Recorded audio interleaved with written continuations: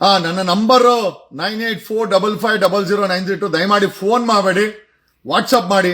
WhatsApp ಅಲ್ಲಿ ಏನಾದ್ರು ಇದ್ರೆ ನಾನು ವಾಟ್ಸಪ್ ಅಲ್ಲಿ ರಿಪ್ಲೈ ಕೊಡ್ತೀನಿ.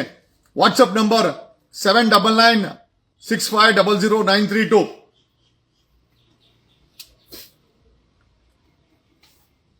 ಆರ್ಬಿಐ ಒಂದು ಗೈಡ್ಲೈನ್ಸ್ ಮಾಡಿದೆ. ಗೈಡ್ಲೈನ್ಸ್ ಪ್ರಕಾರ ರಿಕವರಿ ಏಜೆಂಟ್ಗೆ ಟ್ರೈನಿಂಗ್ ಅಂಡ್ ಸರ್ಟಿಫಿಕೇಟ್ ಬ್ಯಾಂಕ್ ಅವ್ರು ಕೊಡಬೇಕು. ಒಂದು ಟ್ರೈನಿಂಗು ಮತ್ತೆ ಸರ್ಟಿಫಿಕೇಟ್ ಎರಡನ್ನು. ಸರ್ಟಿಫಿಕೇಟ್ ಅಂದ್ರೆ ಐಡಿ ಕಾರ್ಡು.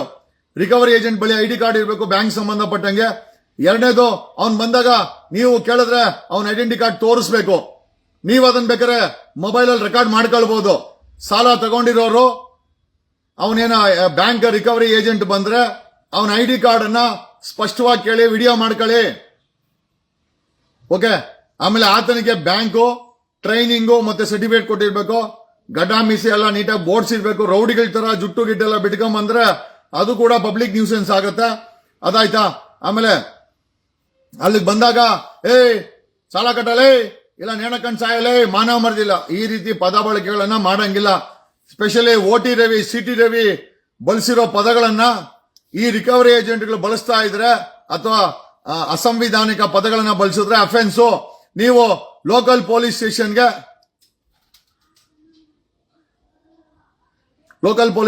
ಕಂಪ್ಲೇಂಟ್ ಕೊಡಬಹುದು.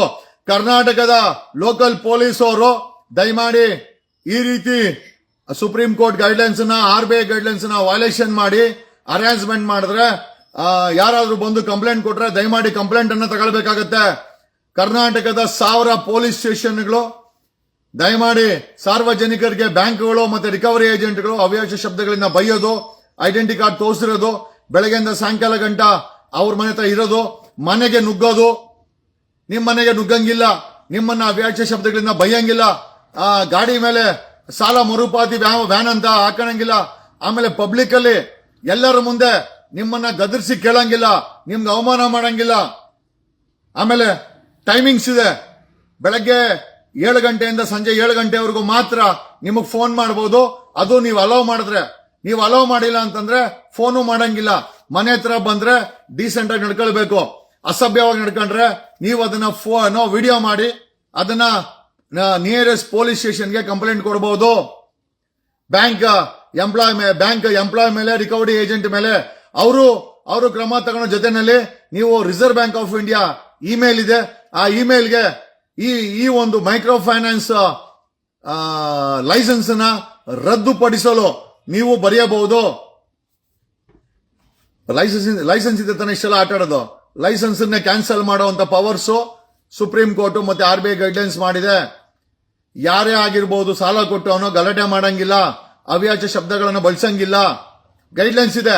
ಗೂಗಲ್ ನಲ್ಲಿ RBI guidelines on loan recovery ಅಂತ ಹೊಡೆದ್ರೆ, RBI guidelines on loan recovery ಅಂತ ಹೊಡೆದ್ರೆ ನಿಮಗೆ ಗೈಡ್ಲೈನ್ಸ್ ಬರುತ್ತೆ.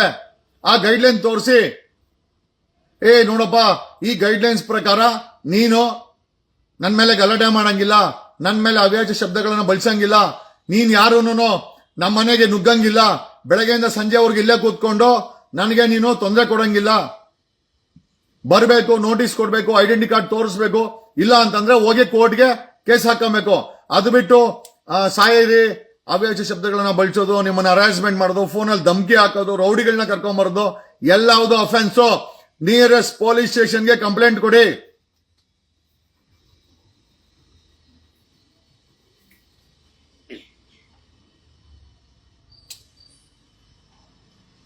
ಅಲ್ಲ, ಧರ್ಮಸ್ಥಳದ ಸಂಘದವರು ಕೂಡ ಇದೇ ರೀತಿ ವರ್ತನೆಗಳು ಮಾಡ್ತಾರೆ. ಧರ್ಮಸ್ಥಳ ಅಲ್ಲ, ಧರ್ಮಸ್ಥಳ, ತಿರುಪತಿ, ಶೃಂಗೇರಿ ಯಾವ ಸಂಸ್ಥೆಗಳು ನಿಮ್ಗೆ ಸಾಲ ಕೊಟ್ಟಿದ್ರು ಈ ಆರ್ಬಿಐ ಗೈಡ್ಲೈನ್ಸ್ ನ ಫಾಲೋ ಮಾಡಬೇಕು. ಧರ್ಮಸ್ಥಳದವ್ರು ಕೊಟ್ಟರು ಕೂಡ ಮಾಡಬೇಕು. ಧರ್ಮಸ್ಥಳದವ್ರು ಎಕ್ಸೆಪ್ಷನ್ ಅಲ್ಲ. ಧರ್ಮಸ್ಥಳದ ಫೈನಾನ್ಸ್ ಮೈಕ್ರೋ ಫೈನಾನ್ಸ್ ಅವರು ನಿಮ್ಗೆ ಸಾಲ ಕೊಟ್ಟು ಈ ತರ ದುರ್ವರ್ತನೆ, ರೌಡಿಸಮ್, ಗಲಾಟೆ ಮಾಡಿದ್ರೆ ನಿಯರೆಸ್ಟ್ ಪೊಲೀಸ್ ಸ್ಟೇಷನ್ಗೆ ವಿಡಿಯೋ ಮಾಡಿಕೊಂಡು ವಿತ್ ಎವಿಡೆನ್ಸ್ ಹೋಗಿ ಕಂಪ್ಲೇಂಟ್ ಕೊಡಿ. ಅವ್ರೇನಾದ್ರು ತಗೊಳಿಲ್ಲ ಅಂತಂದ್ರೆ ನನ್ನ ವಾಟ್ಸಪ್ಗೆ ನೀವು ನಿಮ್ಮ ಡೀಟೇಲ್ಸ್ ಅನ್ನ ಹಾಕಿ ಯಾರಂತ ಆ ಮೊಬೈಲ್ ಅಲ್ಲಿ ವಿಡಿಯೋ ಮಾಡೋದನ್ನು ಕಳಿಸಿ, ನಾನು ಇನ್ಸ್ಪೆಕ್ಟರ್ಗಳಿಗೆ FIR ಮಾಡಿಸ್ತೀನಿ. Will get it done. ಒಂದಷ್ಟು FIR ಮಾಡ್ಸೋಣ. ಏನ್ ಮಾಡಕ್ಕಾಗತ್ತೆ? ನನ್ನ ವಾಟ್ಸಪ್ ನಂಬರ್ 7996500932. ಒಂದಷ್ಟು FIR ಮಾಡ್ಸೋಣ. ನಿಮ್ ಮೇಲೆ ಬಂದು ಧಮಕಿ ಹಾಕೋದು, ನಿಮ್ ಮೇಲೆ ಬಂದು ಏನೋ ರೌಡಿಗಳನ್ನ ಕರ್ಕೊಂಡ್ಬರೋದು, ಅಕಸ್ಮಾತ್ ಪೊಲೀಸ್ ಸ್ಟೇಷನ್ಗೆ ಹೋಗಿ ಪೊಲೀಸರು ಕಂಪ್ಲೇಂಟ್ ಕೊಟ್ರೆ ತಗೊಳಲ್ಲ ಅಂತಂದ್ರೆ one more option is there.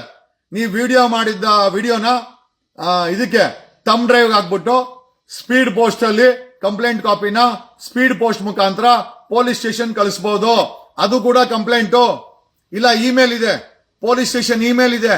Police station ಇಮೇಲ್ಗೆ ಕಂಪ್ಲೇಂಟ್ ಅನ್ನ ಇಮೇಲ್ ಮುಖಾಂತರ ಕೊಡಬಹುದು. ಆ ವಿಡಿಯೋನ ಅಪ್ಲೋಡ್ ಮಾಡಬಹುದು. ನಿಮ್ಗೆ ಸಾಕಷ್ಟು ಡಿಜಿಟಲ್ ರೀತಿಯಲ್ಲಿ ಕಂಪ್ಲೇಂಟ್ ಕೊಡೋಕೆ ಆಪ್ಷನ್ಸ್ ಇದೆ. ನಿಮ್ಗೆ ಗೊತ್ತಿಲ್ಲ ಅಂದ್ರೆ ನಿಮ್ಮ ಮಕ್ಕಳನ್ನ ಕೇಳಿ, ನಿಮ್ಮ ಹೆಣ್ಮಕ್ಳನ್ನ ಕೇಳಿ, ಗಂಡ್ ಮಕ್ಕಳನ್ನ ಕೇಳಿ, ಪಕ್ಕದ ಮನೆ ಹುಡುಗರನ್ನ ಕೇಳಿ.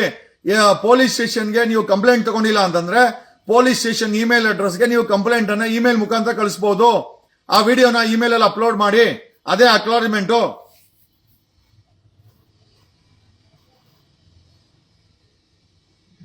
ಈಗ ಒಂದಂತೂ ನಿಜ, ಆರ್ಥಿಕವಾಗಿ ನಮ್ಮ ಹಳ್ಳಿಗಳಲ್ಲಿ ನಮ್ಮ ರೈತರು ತುಂಬಾ ಸಂಕಷ್ಟಕ್ಕಿದ್ದಾರೆ. ಜೊತೆನಲ್ಲಿ ಸಾಲು ಸಾಲು ಬಾಣಂತಿಯರು ಸಾವು. ಆರೋಗ್ಯ ಮಂತ್ರಿ ದಿನೇಶ್ ಗುಂಡೂರಾವ್ ಎಲ್ಲಿದ್ರಿ ರೀ? ದಿನೇಶ್ ಗುಂಡೂರಾವ್, ಸಾಲು ಸಾಲು ಬಾಣಂತಿ ಸಾವಾಗ್ತಾ ಇದೆ, ಎಲ್ಲೋಗ್ತಾ ಇದ್ದೀರಾ? ಯಾಕೆ ಇದನ್ನ ಅಟೆಂಡ್ ಮಾಡ್ತಾ ಇಲ್ಲ? ಯಾಕೆ ರಾಜ್ಯದಲ್ಲಿರುವ ಆಸ್ಪತ್ರೆಗಳ ಉನ್ನತೀಕರಣ, ಅಪ್ಗ್ರೇಡೇಷನ್, ಫಸ್ಟ್ ಡಾಕ್ಟರ್ಸ್ ಅಪಾಯಿಂಟ್ ಮಾಡಿ ಕರ್ನಾಟಕ ರಾಜ್ಯ ಸರ್ಕಾರ. ಮಾನ್ಯ ಸಿದ್ದರಾಮಯ್ಯನವರೇ, ನೀವು ಕೂಡ ಕುರ್ಚಿ ಖಾಲಿ ಆಗೋ ಸಮಯ ಬಂತು. ಈಗ್ಲಾದ್ರೂ ನಿಮ್ಮ ಆರೋಗ್ಯ ಮಂತ್ರಿಗೆ ಹೇಳಿ ಒಂದು ಫುಲ್ ಫ್ಲೆಜ್ ಏನೋ ಡಾಕ್ಟರ್ಸ್ ಅಪಾಯಿಂಟ್ ಮಾಡ್ರಿ. ಹೇಗೋ ಜನ ನಿಮ್ಮನ್ನ 6 ಕೋಟಿ ಜನ ಮುಖ್ಯಮಂತ್ರಿ ಮಾಡಿದ್ರು. ಹೋಗಕ್ ಮುಂಚೆ ಕನಿಷ್ಠ ಜನರ ಆರೋಗ್ಯಕ್ಕೋಸ್ಕರ ಆದ್ರೂ ಪ್ಯಾರಾಮೆಡಿಕಲ್ ಸ್ಟಾಫ್ಸು ಮತ್ತೆ ಆಪರೇಷನ್ ಥಿಯೇಟರ್ ಬೇಕಾದಂತ ಸಪೋರ್ಟಿಂಗ್ ಸ್ಟಾಫ್ಸು, ಡಾಕ್ಟರ್ಸ್. ಎಷ್ಟೋ ಕಡೆ ಆಸ್ಪತ್ರೆ ಇದೆ, ಡಾಕ್ಟರ್ ಇಲ್ಲ. ಡಾಕ್ಟರ್ ಇದ್ರೆ ಆಪರೇಷನ್ ಥಿಯೇಟರ್ ಅಲ್ಲಿ ಪ್ಯಾರಾಮೆಡಿಕಲ್ ಸ್ಟಾಫ್ ಇಲ್ಲ. ಇಕ್ವಿಪ್ಮೆಂಟ್ಸ್ ಇರ್ತದೆ, ಆಪರೇಷನ್ ಮಾಡಕ್ಕೆ ಸಪೋರ್ಟಿಂಗ್ ಸ್ಟಾಫ್ ಇರಲ್ಲ. ಈ ಪರಿಸ್ಥಿತಿನಲ್ಲಿ ಸರ್ಕಾರಿ ಆಸ್ಪತ್ರೆಗಳು ನಡೀತಾ ಇದೆ. ಸಿದ್ದರಾಮಯ್ಯನವರು 2 ಬಾರಿ ಮುಖ್ಯಮಂತ್ರಿ ಆಗಿದ್ದಲ್ರಿ, ಆ ಋಣನಾದ ತೀರ್ಸಿ ಹೋಗಕ್ ಮುಂಚೆ ಜನಗಳಿಗೆ ಹಾರ ತುರ ಹಾಕ್ಸ್ಕೊಂಡು ಹೀರೋ ಅನ್ನಿಸ್ಕೊಳ್ಳೋದಕ್ಕಿಂತ ಹೋಗಕ್ ಮುಂಚೆ ಒಂದಷ್ಟು ಒಳ್ಳೆ ಕೆಲಸ ಮಾಡಿ ಆ ಸಿಎಂ ಕುರ್ಚಿಯಿಂದ ರಿಟೈರ್ಡ್ ಆಗಿ ಅಂತ ಹೇಳುತ್ತಾ, ಆರೋಗ್ಯ ಮಂತ್ರಿ ಮೋಸ್ಟ್ಲಿ ದಿನೇಶ್ ಗುಂಡೂರಾವ್ ಇರ್ಬೋದು. ಸಾಲು ಸಾಲು ಬಾಣಂತ್ರಿ ಸಾವು ಆಗ್ತಾ ಇದೆ. ಎಲ್ಲಿದ್ಯಾ ದಿನೇಶ್ ಎಲ್ಲಿದ್ಯಾ? ಏನೋಪ್ಪ ಬಿಜೆಪಿಯವರು ಭ್ರಷ್ಟರು, ಬಿಜೆಪಿಯವರು 40% ಅಂದ್ರೆ ನೀವುಗಳು ಬಂದು ಏನೂ ಮಾಡ್ತಾ ಇಲ್ಲ, ಒಬ್ಬನ್ ಜೈಲಿಗೆ ಕಳ್ಸಿಲ್ಲ. ಹೋಗ್ಲಿ, ನೀವು ಬಂದ ಮೇಲೆ 2 ವರ್ಷ ಆಯ್ತು. ಆ ಸರ್ಕಾರಿ ಆಸ್ಪತ್ರೆಗಳನ್ನ ಅಪ್ಗ್ರೇಡ್ ಮಾಡಬಹುದಾಯ್ತಲ್ಲ ದಿನೇಶ?